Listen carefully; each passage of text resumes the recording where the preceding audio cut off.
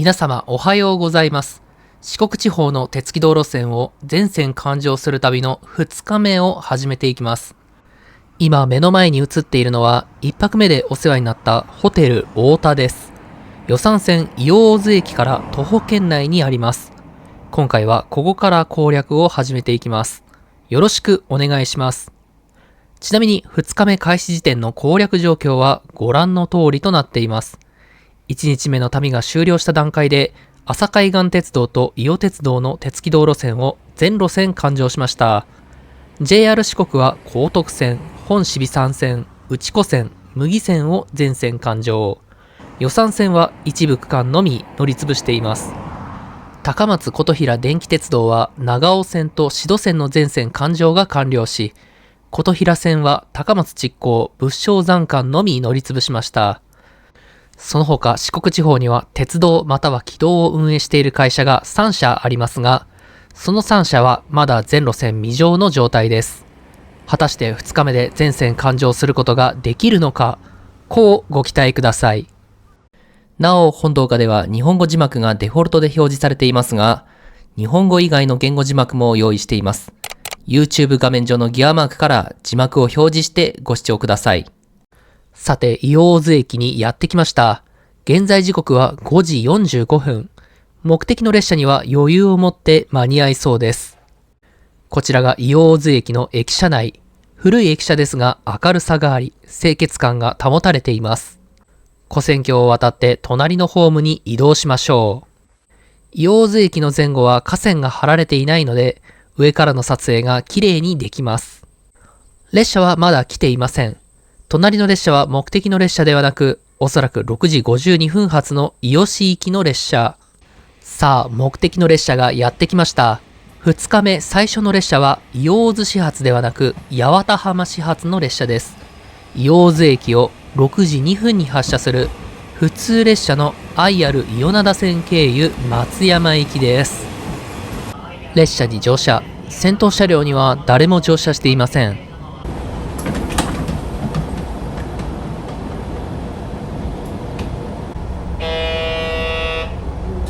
車掌から乗降完了のブザーが鳴りました。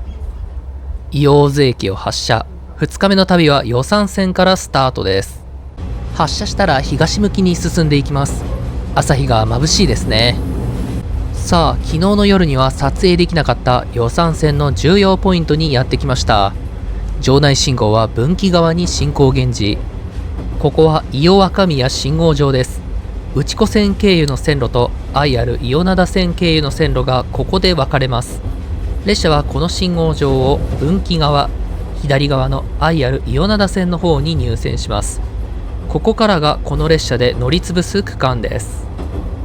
内子線経由は高速走行が想定されており、線路が高架になっているのが分かります。列車は五郎駅に到着。1986年に内子線経由の短絡線が復活する前は、当駅から内子方面へ分岐していました。現在は五郎新谷間が廃線になったことにより、分岐駅としての機能を喪失。行き違い設備が撤去され、かつて使われていたホームだけが残っています。五郎駅を出たら肘側に沿って北西方向に進んでいきます。川と鉄道線の間にある道路は県道24号線です。線路に雑草が生えており、ローカル線らしい手の加えられてなさがうかがえます。そして伊予長浜駅に到着。 ATS のベルが鳴ります。伊予長浜駅は2面3線構造で、当駅始発の列車もかつて設定されていました。現在は利用者の減少により当駅始発が消滅し、真ん中の2番線が使用停止となっています。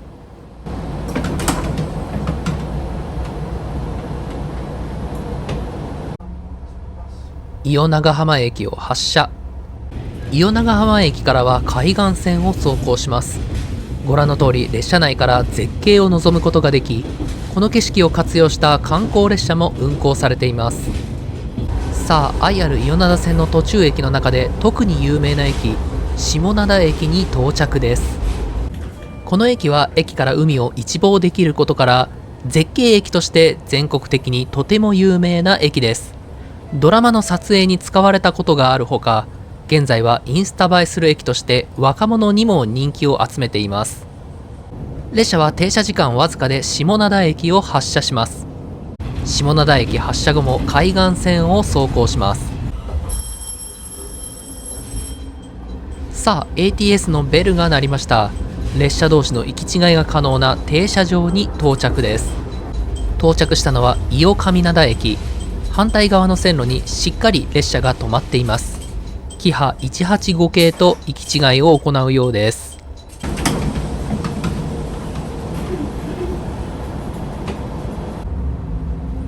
伊予上灘駅を発車。しばらくすると海岸線から離れます。ここが最後の海を堪能できる区間。向原駅の手前まで来ると内子線経由の線路と合流します。渡り線で合流するだけの非常に簡素な合流の仕方です。合流の直後に向原駅があります。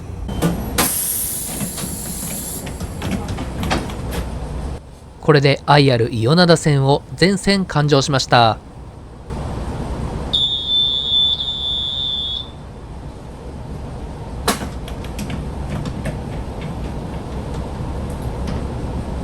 そして向原駅から次の駅が伊予市駅です。1日目はここから予讃線の乗り潰しを再開しており、当駅より北側の区間は未乗となっています。伊予市駅の駅名標を記念撮影。1日目は駅名標を撮影している暇がありませんでしたが、今回は余裕があります。伊予市駅は予讃線の重要な拠点駅です。当然のごとく対向列車との行き違いがあります。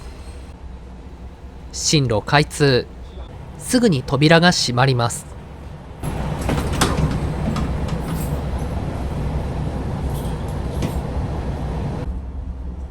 伊予市駅を発車。引き続き未乗の区間を乗り潰します。伊予市駅からしばらくすると進行方向左側に車両基地が見えてきます。こちらは松山運転所。 JR 松山駅が高架化するに伴い、松山駅に隣接していた車両基地を移設する形でここに新設されました。さらにこの車両基地の裏に貨物駅も併設されています。そして車両基地と貨物駅に隣接する形で新しく新設されたのが南伊予駅です。車両基地は非常にコンパクトにまとまっています。駅を発車してすぐに特急車両を追い抜きました。普通列車が特急列車を追い抜く光景は車両基地付近でしか見られないでしょう。さあ場内信号は分岐側に注意現示です。重信川をゆっくりと横断。普通列車とまた行き違い。朝松山に近いところなので行き違う頻度が高いです。市坪駅に隣接する形で松山中央公園があります。目の前に見えるのは坊ちゃんスタジアムという野球場です。市坪駅からは線路が2本並んでいる区間が長く続きます。この区間は列車を複数行き違いさせることが可能ですが、今走行している区間を含め全て市坪駅構内扱いとなっています。この長い行き違い線は松山駅高架化に伴って先ほど見た松山運転所が移転することに伴う改良で誕生しました。2本の線路が1本に絞られます。分岐器通過に伴う制限速度は100キロとなっており、非常に高規格です。さて伊予鉄道郡中線をオーバーパス。場内信号は2を表示しながら注意現示。この旅をした頃はまだ松山駅は高架化していなかったため、懐かしの地上2番線に入線します。長いホームの真ん中、所定の位置にバッチリ停車します。松山駅に無事到着。階段を上ります。まだ予讃線は全線環状していません。1日目もかなり乗り潰したと思いますが、現段階でも全線乗り潰していないとなると、予讃線の路線の長さを痛感しますね。松山駅の駅名標を記念撮影。有人改札通過。高架化した松山駅には自動改札機が設置されたので、全て人の手で検察するという光景はもう見れません。高架化する前の松山駅の駅舎を撮影。撮影していた頃はまだ現役。貴重な記録映像の一つとなりました。撮影が終わったら2、3番ホームに戻ります。階段を降りてすぐに目的の列車が到着しました。松山駅を8時10分に発車する特急宇和海5号宇和島行きです。この列車で予讃線を全線環状します。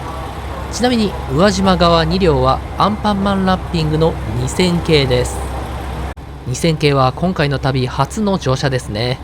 車内清掃ができてから乗車できるのでしばらく待ちます。列車に乗車。乗客がめちゃくちゃ多いです。松山駅で高松側の2両を切り離したので、提供座席数そのものが少ないことが影響しているでしょうか。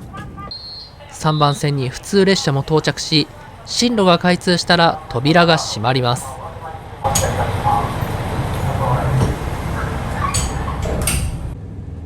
松山駅を発車。これで松山市とはおさらばです。素敵な思い出をありがとうございました。さあ、列車は重信川を再び横断します。普通列車で横断した時より明らかに高速。そして線路が二手に分岐。特急潮風に使われる8600系と行き違い。松山運転所の脇を高速で通過。新しい車両基地なので設備が新しいのが目で見てわかります。列車の速度は時速 115km。松山以西の利用者が少ない区間だからといって速度に妥協はありません。しばらくして高架区間に突入します。向原駅3回目の訪問。今度は通過します。そして線路が二手に分岐。愛ある伊予灘線と分かれていきます。特急宇和海は高架区間を高速走行します。この区間は先ほど説明した予讃線のショートカット区間です。1986年に日本鉄道建設公団、通称鉄建公団主導で建設され、路線開通によって松山宇和島間のスピードアップが果たされました。旧線である愛ある伊予灘線の方は定期特急列車が運行されなくなり、ローカル線として設備のスリム化が進められるようになりました。さて、こちらが2000系の座席。混雑が非常に激しかったので指定席を購入しました。座席はご覧の通り少し傾きます。座席を傾けるレバーは肘掛けにあります。フットレストあり。背面テーブルは少し小さいですがしっかり装備されています。列車は内子駅に到着。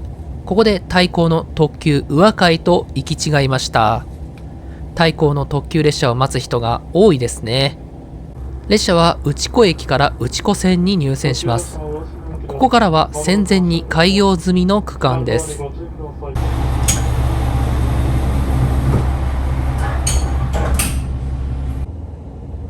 内子駅を発車。内子線を明るいうちに乗り通します。列車は高架を降りて地上を走行。山の間を抜けていきます。そして今走行している区間は内子線経由のショートカットルートを形成するために復活した区間。一時的に高架を走行。進行方向右手より愛ある伊予灘線と合流。伊予大洲駅に戻ってきました。これで予讃線と内子線を合わせて一周してきました。伊予大洲駅からが特急宇和海5号で乗り潰す区間となります。列車の扉が閉まります。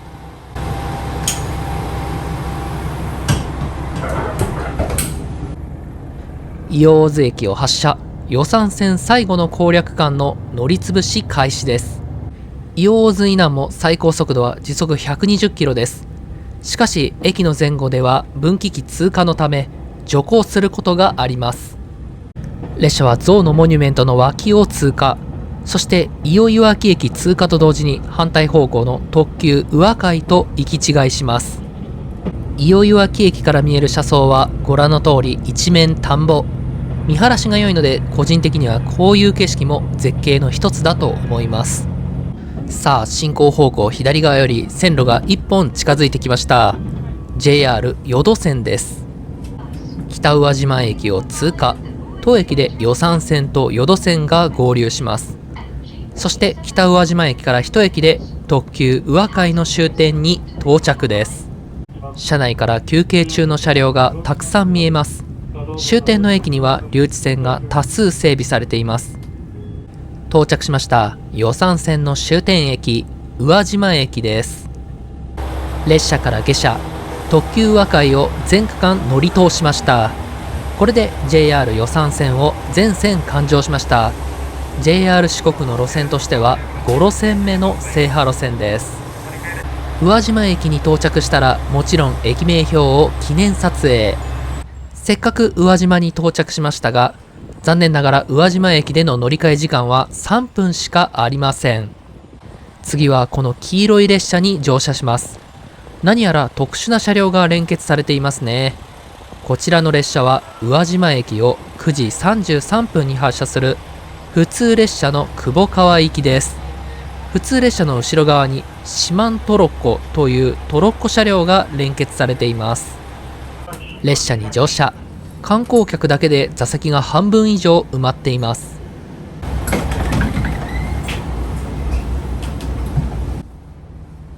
宇和島駅を発車。一区間だけ予讃線を戻ります。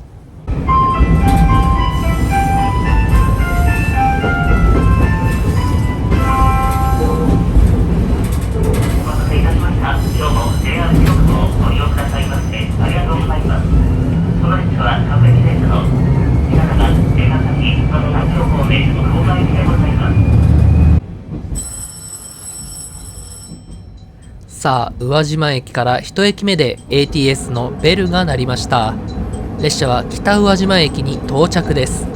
ここでいきなり対向列車と行き違います。こちらの列車が到着したらすぐに対向列車が発車。さらにこちらの列車も素早く扉を閉め、再開閉です。もう一度扉を閉めます。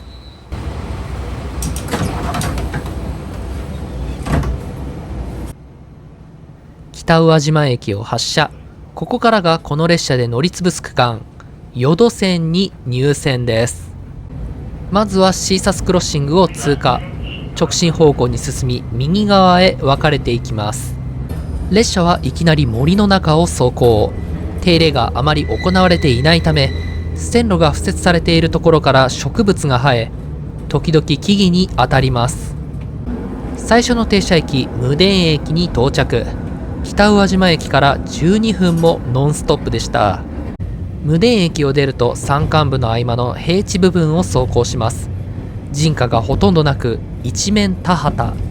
大変見晴らしが良く絶景です。列車は近長駅に到着。当駅始発終着の列車が存在するターミナル駅です。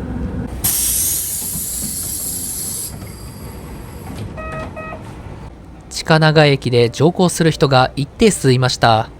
行き違いをする駅は利用者が多いようです。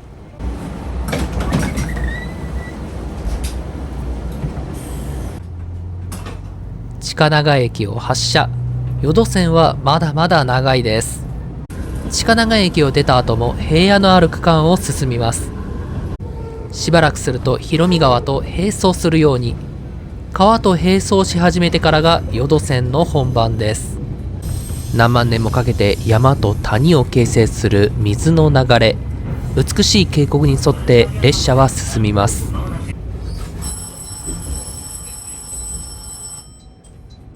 さあ、列車は江川崎駅に到着です。愛媛県を脱出して高知県に入りました。ここで宇和島方面からの多くの列車が折り返します。ここまでが1950年頃までに開通した区間です。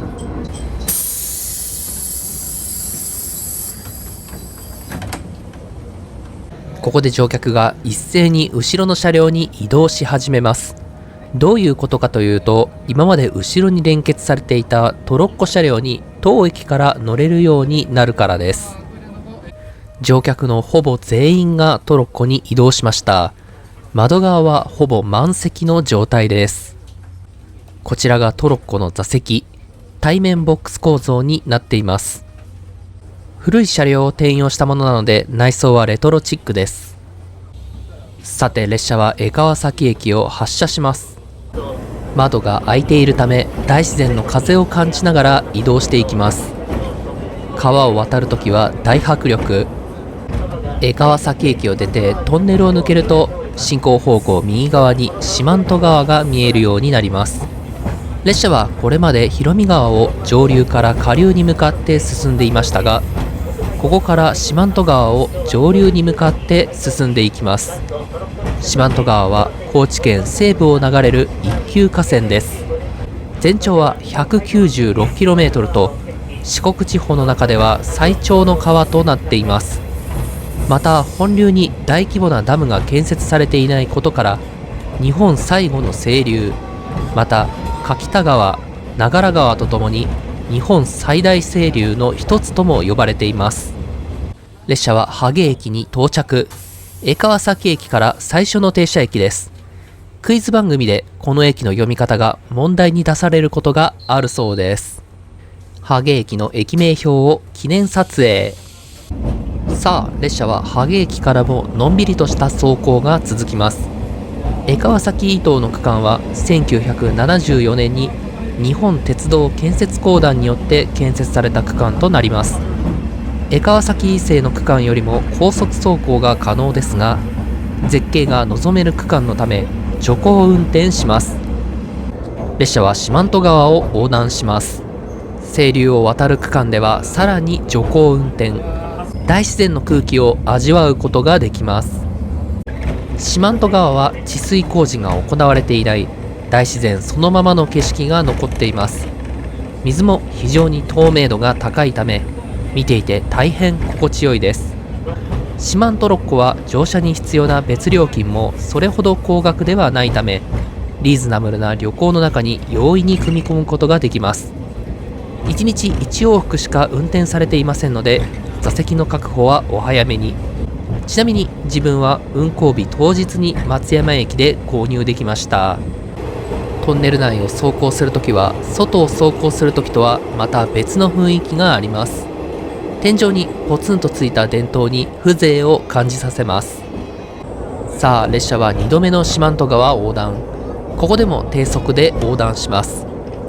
一瞬の明かり区間ですが、そこで全力で絶景を味わわせてくれます。橋梁を横断したらまたトンネル。戦後に建設された区間なのでトンネルで山々を一気に貫きます。トンネルを抜けたら今度は進行方向右側に四万十川が見えます。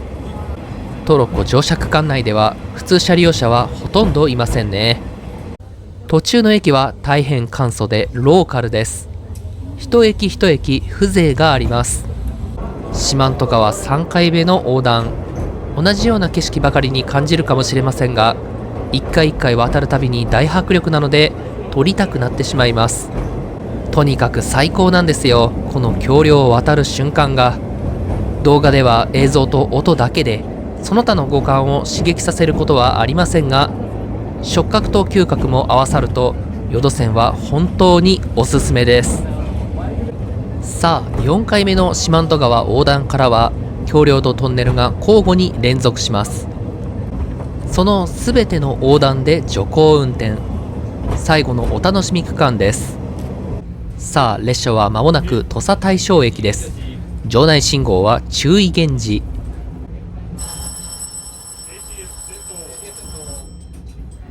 ATS のベルが鳴りました。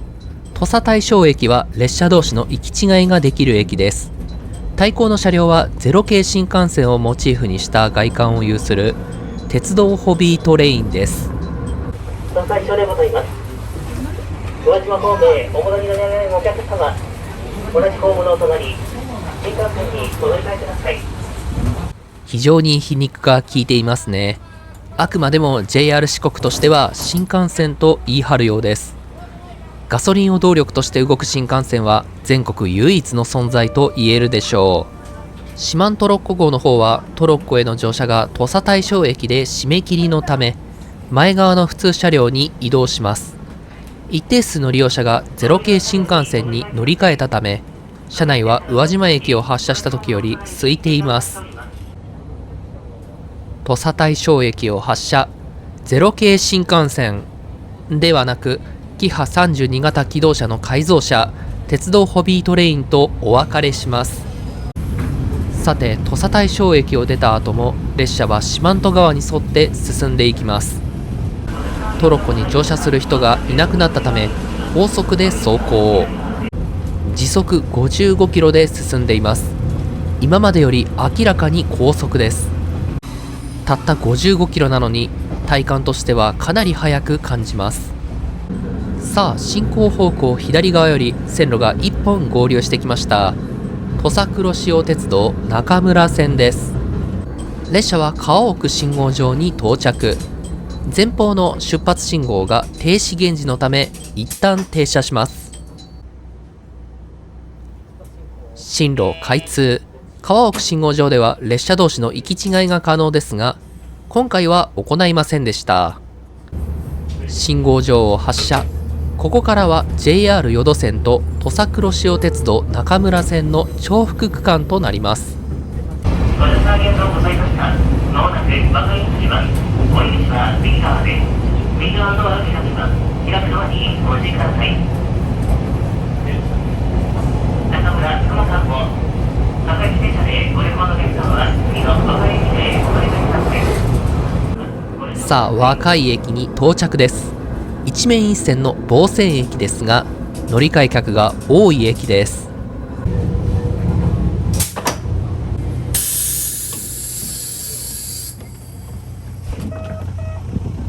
終点の久保川駅より一駅手前で下車。四万十ロコをお見送りします。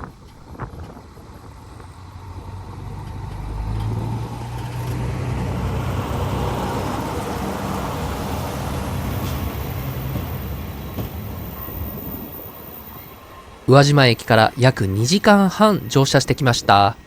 お世話になりました。ありがとうございました。ちなみに和歌井駅到着をもって JR 予土線を全線環状、 JR 四国の路線としては6路線目の全線環状路線です。さて、和歌井駅の駅名標を記念撮影。和歌井駅から南側は旅客案内所2方向に路線が分岐するため、隣の駅が3駅書かれています。数分後、四万十ロコが去っていった方向から久保川始発の普通列車がやってきました。列車に乗車。すぐに扉が閉まります。和歌井駅を12時13分定刻で発車。土佐黒潮鉄道の乗りつぶし開始です。まずは中村線から乗車します。和歌井駅出発から約3分で川奥信号場に戻ってきました。線路が二手に分岐。そしてこの列車は信号場に停車せず、そのまま通過します。川奥信号場は土佐黒潮鉄道中村線から JR 予土線が分岐するような線路配線となっています。そのため中村方面に直通する当列車は特に分岐器通過時に大きく徐行することなく、そのままスルーすることができます。さあ、 JR 予土線が直線で勾配を登っていくのに対し、中村線は右カーブをはじめ長いトンネルに突入します。川奥信号場を通過して最初のトンネルはしばらくずっと右へカーブし続けます。このトンネルは路線勾配を緩和するため、全国でも珍しいループ線形状となっています。トンネルを脱すると一部広角間のきれいに整備された線路を走行します。戦後に建設開業した路線のため、設備がローカル線としては高規格です。沿線では高知自動車道の建設が進行中。列車は行き違い可能駅である土佐佐賀駅に到着です。出発信号は停止現時。こちらの列車の到着からしばらくして反対方向の列車がやってきました。列車の退避が完了すると進路が開通します。土佐佐賀駅を発車。終点はまだまだ先です。さて、和歌井駅に到着した段階で12時を迎えていましたので、ここでお昼ご飯をいただきます。宇和島駅では乗り換え時間がわずか3分。和歌井駅では周辺に売店がないだろうと予測し、特急宇和海に乗車する前に松山駅でお昼ご飯を購入しました。淀線の普通列車では思いのほか乗客がいたため食べるのを断念しましたが、利用者が分散し閑散としている今なら問題ないでしょう。まずはエネルギー補給のためにセブンイレブンのパスタサラダを1つ、そして愛媛県の名産である温州みかんを使用したチューチューゼリーと、愛媛県松山市に本社を置く16本舗のタルトを高知県でいただきます。最初にいただくのは16本舗のタルト、栗尽くしの一品です。カメラ撮影しながら箱を開けるのは大変。タルトが輪切りにされて一つ一つ包装されています。そして中身がこちら。めちゃくちゃ美味しそう。美味である。タルトと同時にみかんゼリーも食べましょう。きっと美味しいはず。ということで全部いただきました。タルト、みかんゼリー、ついでにパスタサラダも全部美味しかったです。ごちそうさまでした。さあ、線路が複数分岐する駅に到着です。場内信号はもちろん注意掲示。一番西側の1番線に入線します。この列車はこの駅が終点です。列車から下車しましょう。中村線の終点駅、中村駅に無事到着。駅名標を記念撮影。お世話になった列車も記念撮影。ここまで連れてきてくれてありがとうございました。改札を出て中村駅の立派な駅舎の外観を記念撮影します。中村駅は土佐黒潮鉄道の駅の中でも運行上の拠点駅に位置づけられており、四万十市の玄関口となっています。さて次の列車は中村駅到着から21分後、3番線から発車するようです。階段を上り下りし、跨線橋を渡ります。3番ホームに到着してしばらくしたらやってきました。中村駅で折り返しすくも行きになります。発車時刻は13時30分です。この列車は各駅停車のすくも駅です。各駅停車すくも駅まもなく発車します。さあ、窪川方面から特急列車が到着し、特急列車の利用者がこの列車へ乗り換えできたら扉が閉まります。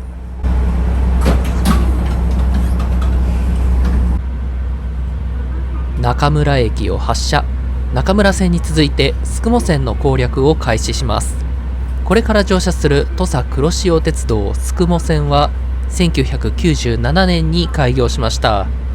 先ほど乗車してきた中村線が1963年開業、1970年に全通しましたので、本路線も当然のごとく戦後に建設されています。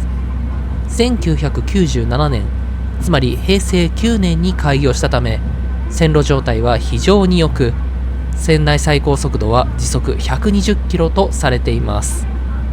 列車は中村駅を出てしばらくすると四万十川を横断。JR 淀線と並行していた区間は四万十川の上流部に相当しますが、ここはほぼ下流部に相当します。そのため川幅も非常に広いです。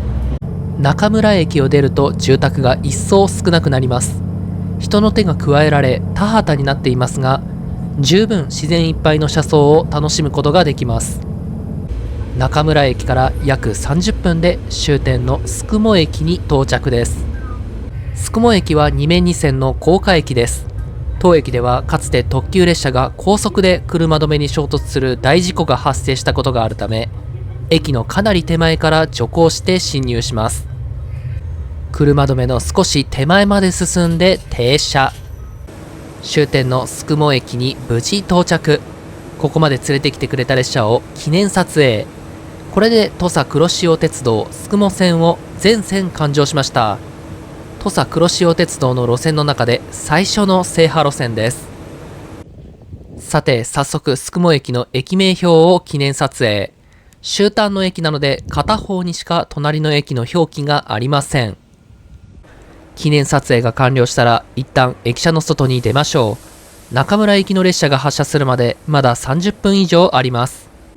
改札は有人改札のようです。改札を出た後の駅舎内の様子がこちら。高架下にお好み焼き屋など店舗があります。駅舎の外に出てきました。駅前には立派なロータリーがあります。駅舎は少し年季が入っており、少し古さを感じさせます。南側だけでなく北側にも来ました。高架駅なので当然ではありますが、東西南北どこからでもアクセスしやすくなっています。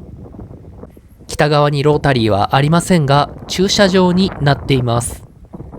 さあ、次の列車は2番乗り場から14時34分に発車します。終点の中村駅で特急列車に接続するようです。改札を通過してホーム階に上がってきました。往路では右側の黄色い列車に乗ってきましたが、今度は左側の赤色の列車に乗車します。別の列車を使用するのはラッピングを楽しもうという配慮でしょうか。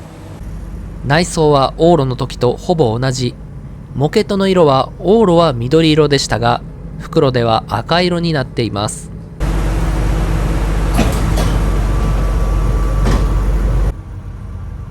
宿毛駅を発車。滞在時間は34分でした。かなり楽しむことができました。ありがとうございました。さあ、中村駅へ戻っていきます。列車はまず宿毛市に流れる松田川を横断直後にトンネルに入ります。先ほど説明した通り、宿毛線は1997年に開業した路線です。戦後であれば当然長大トンネルを建設する技術が発達しているため、途中の区間に長大トンネルがあります。今通過しているトンネルは長さが5084メートルと非常に長いです。そして踏切も途中の区間にはほとんどありません。これも平成期に建設された路線だからこそですね。高規格路線として不要な設備は徹底的に排除しています。さあ、列車は再び四万十川を横断。信号機が複数立っている場内信号を通過。真ん中の信号機が注意現時になっています。ということは真ん中の2番線に入線するということですね。信号の通りに分岐器を複数通過。所定の位置にぴったり停車します。列車から下車。終点の中村駅に到着です。階段を上りましょう。乗り換え時間が短いので、私以外の人も少し急いでいます。まあ急がなくても乗り継ぎできるよう待ってくれますけどね。1番線に停車している目の前の列車が次に乗る予定の列車です。列車に乗車。始発からだとさすがに車内はガラガラです。荷物を置いた後にこれから乗車する列車を記念撮影。手前の黒をベースとしたカラーリングの5尊画を持つ2700系に乗車します。中村駅を15時10分に発車する特急足摺12号高知行きです。今日2本目の特急列車になります。ドアが閉まります。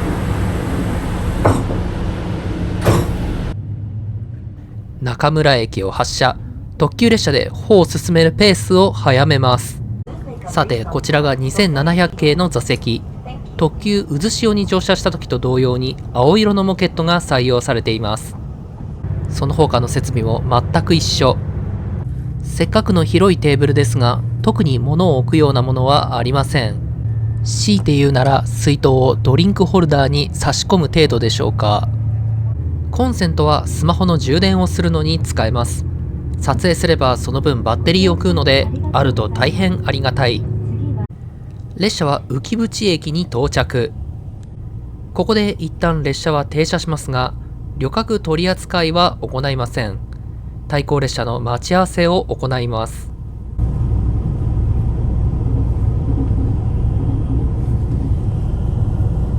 やってきたのは当然特急列車。2700系より一世代前の気動車特急2000系でした。対向列車が通過し、進路が開通したらこちらの列車も発車。浮渕駅を出たら時折海が見えます。非常に美しい。列車は土佐佐賀駅に到着。列車同士の行き違いが可能な上、特急列車も全列車停車します。土佐佐賀駅は中村線のおおよそ中間地点にあります。そこを出た時点の車内の様子はご覧の通り。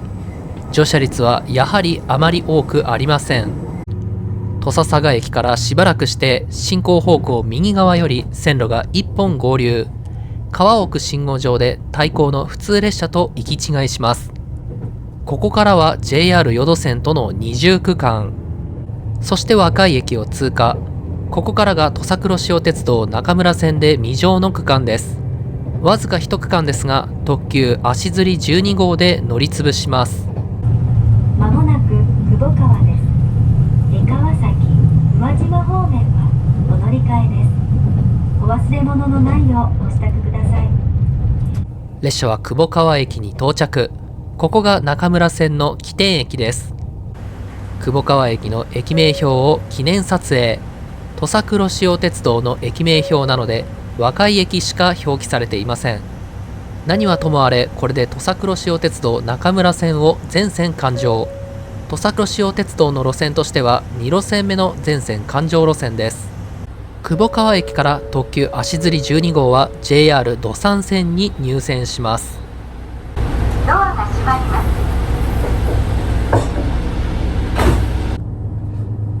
久保川駅を発車。 JR 四国の大幹線の一つである土山線を終点側から乗り潰します。 JR 土山線内は比較的内陸を走行します。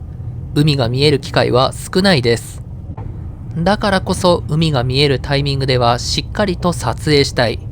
素晴らしい景色だ。さて、ここで軽食をいただきます。ベースフードのパン1個。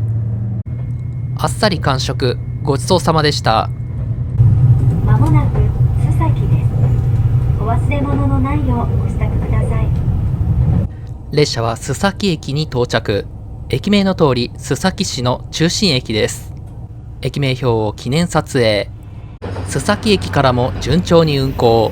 JR 土山線は全区間単線の路線なので、全面展望では線路が1本しか見えません。さあ ATS のベルが鳴りました。目の前の信号は注意現示。列車は大野郷駅に到着。出発信号が停止現示となっています。ということは、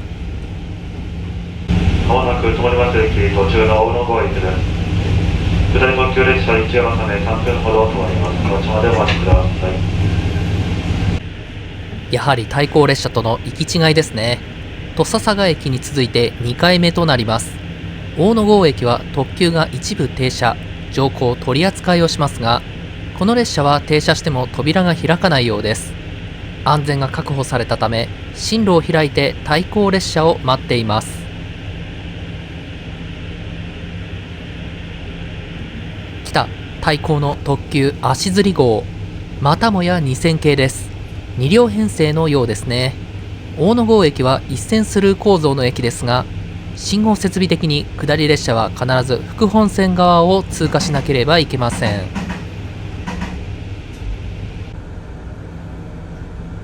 進路開通。大野郷駅を発車。大野郷駅からさらに内陸へ入っていきます。もう土山線内で海が見えるところはありません。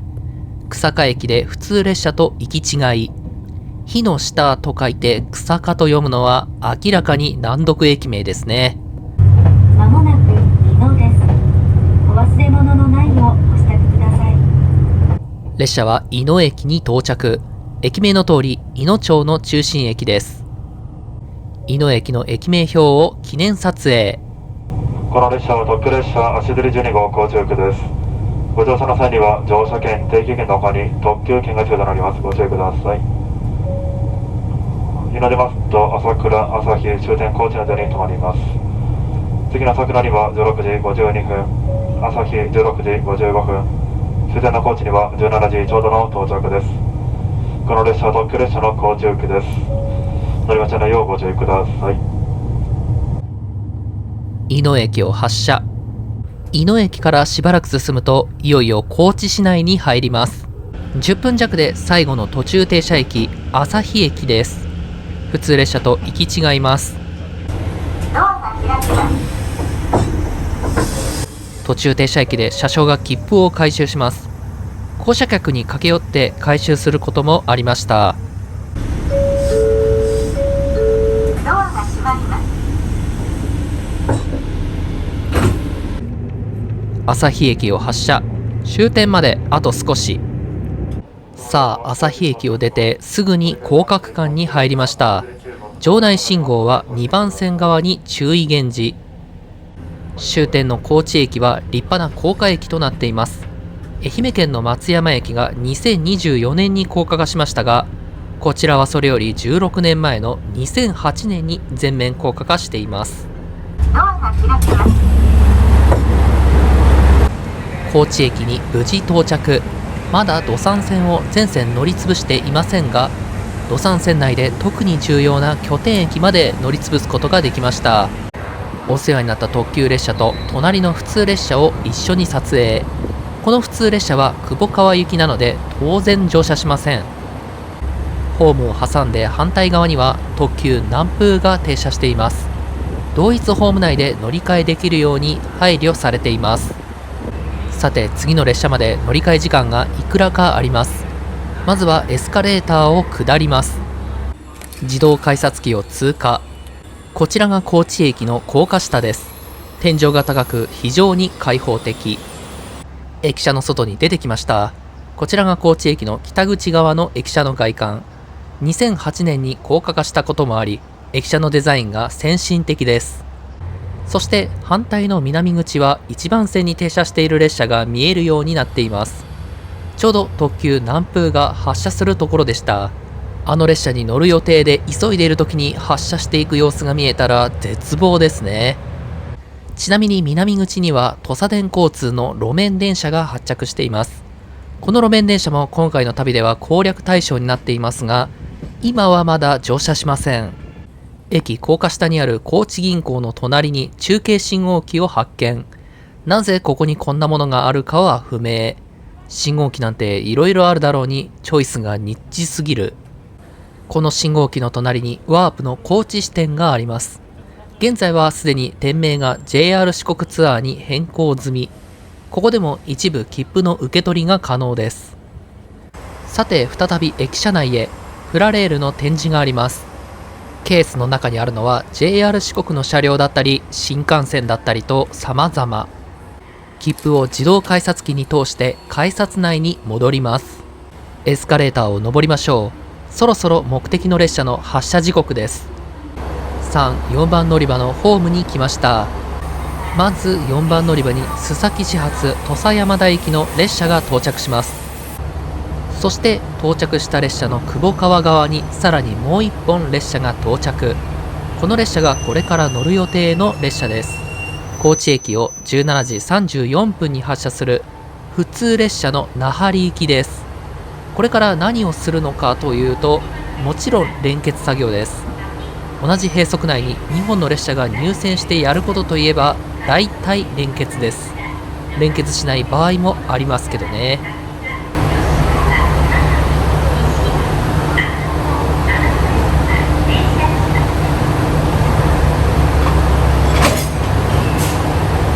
連結完了。連結を確認したらホロなどもろもろをつなぎます。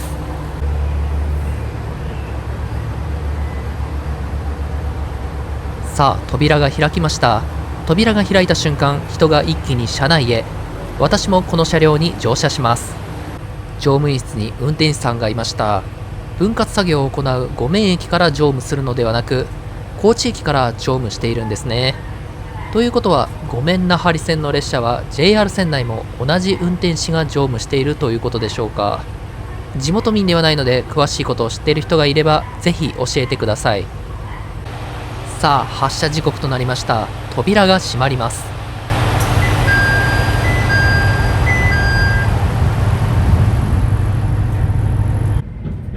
高知駅を発車。少しの間ですが JR 土山線を乗り潰します。高知駅を出て最初の停車駅は阿蔵の駅です。もちろんこちらの駅は難読駅名です。阿蔵の駅で列車は長時間停車します。一駅目から長時間停車とは何事やと思うかもしれませんが、理由は単純。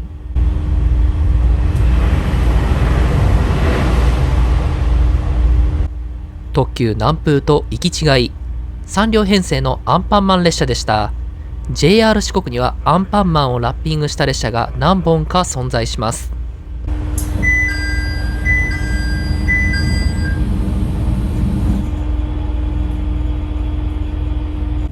さて、阿蔵野駅を発車して土佐一宮駅を過ぎると、高知運転所という車両基地の脇を通過します。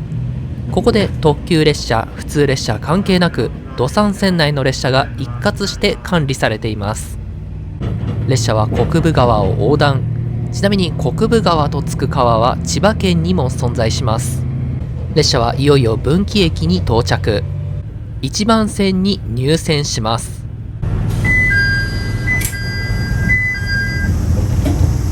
五面駅に無事到着。五面駅は高知市ではなく南国市にある駅です。当駅で分割作業を実施します。高知駅から五面駅までわざわざ連結していたのは、単線ゆえに列車本数の制限が大きいからです。2本の列車を分けるとその分筋を増やす必要があるのに対し、1本の列車にまとめれば筋は1本で済みます。さて、作業完了。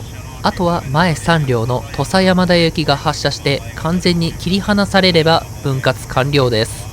出発信号は土佐山田方面に進行現示。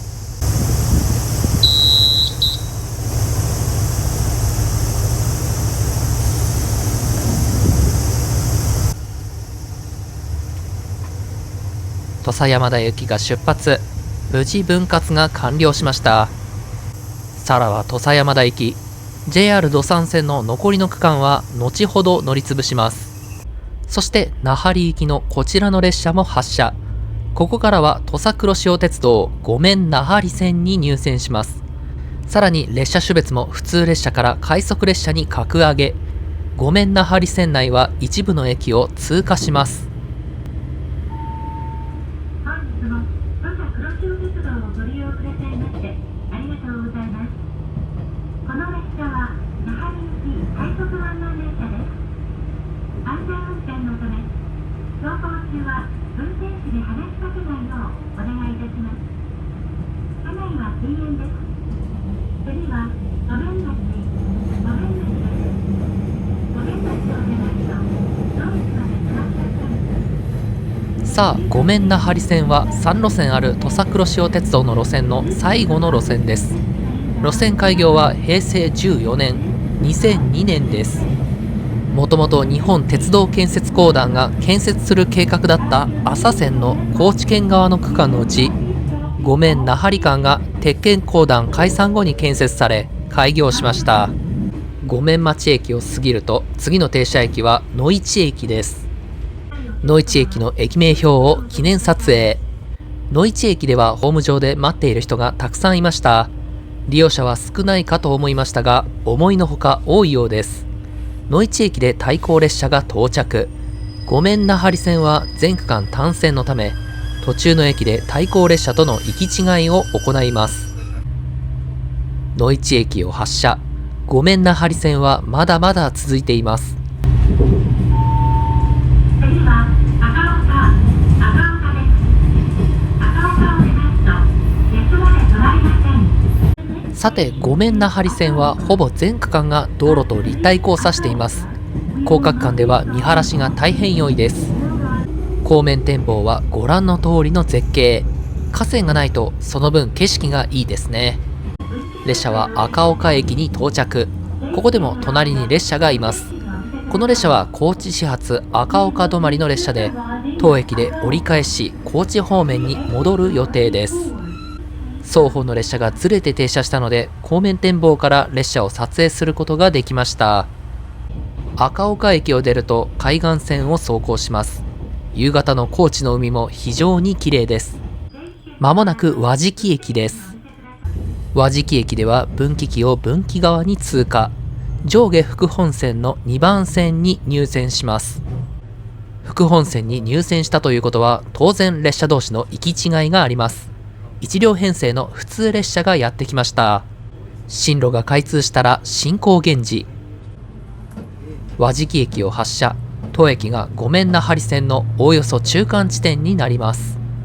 さて、引き続き海岸線を走行します。小学生の遠足とバッティングしたので車内が賑やかです。平成期に開業した路線だからか、途中に長いトンネルがあります。トンネル内の明かりは閉塞信号の光しかなく真っ暗です。さあ、ごめんなハリ線のターミナル駅まで来ました。列車が何両か留置されています。進行方向左手すぐのところにはごめんなハリ線の車庫があります。列車は秋駅に到着。ここで多くの人が下車します。そして少し長めに停車した後に秋駅を発車。ここからはさらにごめんなハリ線の奥地へと入っていきます。ご乗車ありがとうございます。この列車は後ろ乗り、前乗りの那覇行きワンマン列車です。秋駅から先も海岸線に沿って走行。列車は下山駅に到着。ここで最後の列車同士の行き違いです。下山駅の駅名標を記念撮影。ひらがなの小さな縦看板ですが、しっかり撮影します。下山駅を出ると車窓に見える住宅もかなり少なくなりました。下山駅から10分ほどで終点の那覇里駅です。終点の那覇里駅は一面一線の防線駅。必要最低限の単純構造。時速15キロで慎重に停止位置に近づいて停車。那覇里駅に無事到着。列車から下車。那覇里駅の駅名標を記念撮影。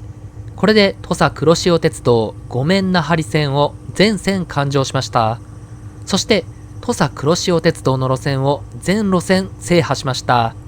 朝海岸鉄道、伊予鉄道に続いて3社目の全路線制覇会社になります。さて、終点の那覇里駅は高架駅。駅から辺りを見渡すことができ、遠くには海があります。こちらが駅舎の外観。コンクリートの骨組みがむき出しになっており、さらに年季が入っています。なんとなく名鉄の宇都宮駅に似た雰囲気がありますね。さあ、那覇里駅は行き止まりの終点駅で、ごめんなハリ線以外に乗り入れている路線はありませんので、当然折り返します。那覇里駅を19時9分に発車する普通列車の高知行きです。列車に乗車。折り返しの列車は当然ガラガラです。発車時刻になりました。扉が閉まります。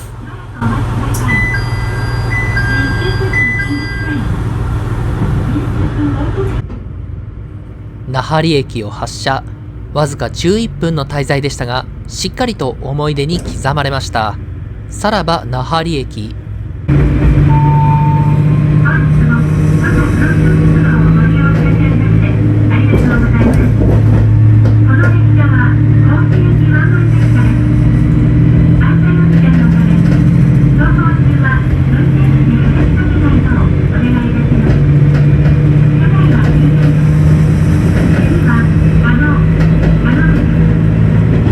さて、往路では車内に乗客が多く、夕食を食べる雰囲気ではなかったので、袋でいただきます。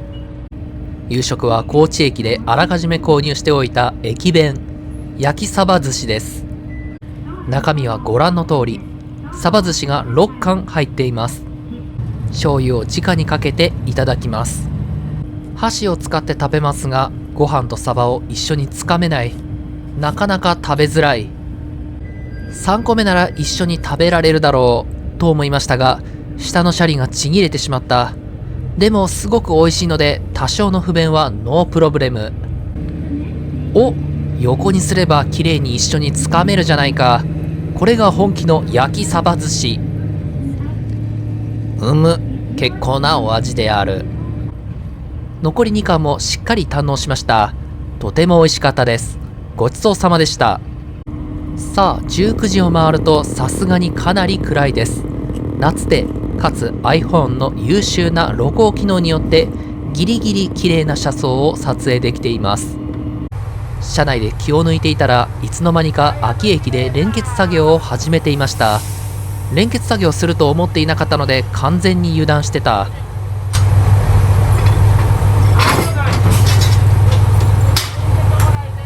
連結完了。無事カメラに収めることができてよかった。素早くフォローをつないで車両間で行き来ができるようにします。貫通路完成。後ろの車両は秋駅から営業運転で誰もいないため、座りたい人が後ろの車両に乗車していきます。さあ、連結作業が完了し、発車時刻となったら列車の扉が閉まります。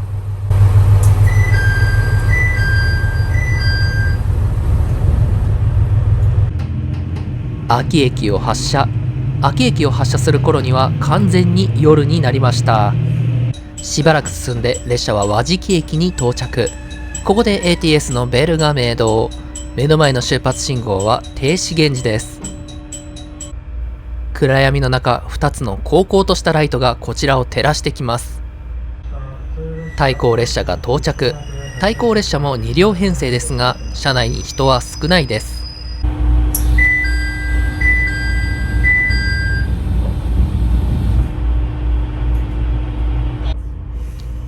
和敷駅を発車。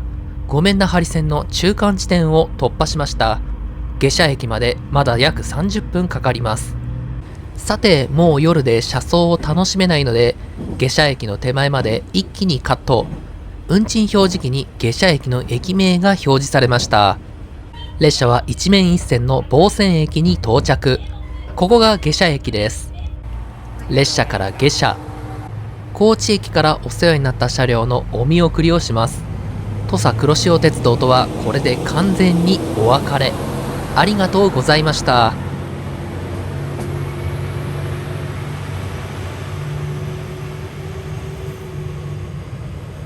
さあ、下車したのは五面町駅です。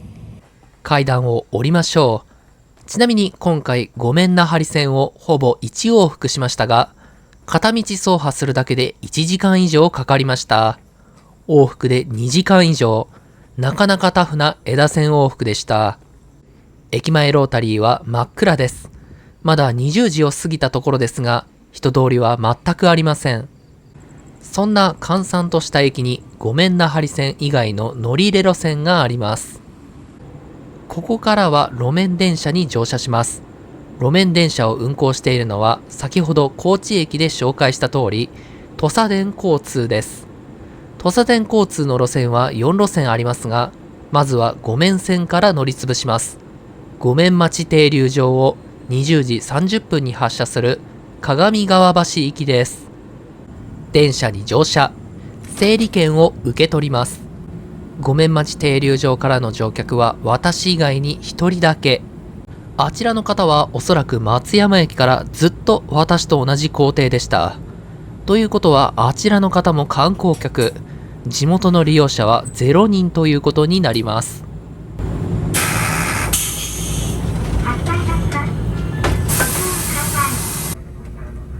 五面町停留場を発車。土佐電交通の攻略スタートです。発車後すぐに線路が複数分岐。合流地点の手前で待機していた電車をパスして公道に出ます。電車は少し進んで五面西町停留場に到着。ここで併用軌道区間から専用軌道区間に移行します。専用軌道区間ではすぐ脇に国道195号線が並走しています。自動車が走行するレーンと路面電車が走行するエリアがおおよそ分断されているため、運転しにくいということはありません。電車は国道32号線を横断。南国インターチェンジにつながる片側2車線の大幹線です。さらにここで南国市から高知市に戻りました。車内に設置されている運賃表示器は旧式の古いものが使用されています。土佐電交通はあまり路面電車の経営状況が良くないため、もしかしたら一般的な使用年数を超えて使用しているかもしれません。さて、電車は一条橋停留場を通過しました。次の清和学園前停留場までが日本で最も駅間距離が短い区間となっています。その距離わずか63メートル。今ちょうど清和学園前停留場を通過しましたが、一つ手前の一条橋停留場も見えています。2つの停留場が同時に見える車窓スポットとして鉄道ファンの間で有名です。さあ、途中の急カーブを通過。車輪とレールからきしむ音が聞こえます。国道55号線高知南国道路の下をアンダーパス。そして国分川を再び横断。高知市街地中心部に戻ってきました。国分川を越えた先で国道195号線と国道55号線が合流します。ここから五面線は専用軌道ではなく併用軌道に戻ります。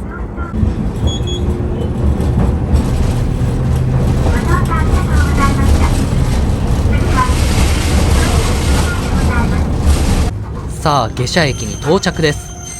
運賃箱にお金投入、乗り換え切符受け取り、電車から下車、とりあえず横断歩道を渡って安全な場所まで退避します。五面町停留場から乗車してきた電車をお見送り、ここまで連れてきてくれてありがとうございました。明日もお世話になります。よろしくお願いします。四国地方の鉄軌道路線を全路線全区間環状する旅の2日目はここで終了です。時刻はまだ21時を回ったくらいなので、今日のうちにもう少し乗り潰すことが可能ですが、後々の工程を考えると今頑張っても無意味なので、今日はここで終了します。ということで2日目でも四国地方鉄軌道路線を全線環状することはできませんでした。3日目ももちろん2日目の続きから乗り潰し攻略をしていきます。最後までご視聴くださりありがとうございました。この動画がいいなと思ったら X などで他の人に紹介したり、またチャンネル登録や高評価をしてもらえると嬉しいです。励みになります。よろしくお願いします。またチャレンジ旅のリクエストも受け付けております。こんな旅をしてほしいというものがありましたらコメント欄にてぜひご提案ください。それではまた次の動画でお会いしましょう。バイバイ。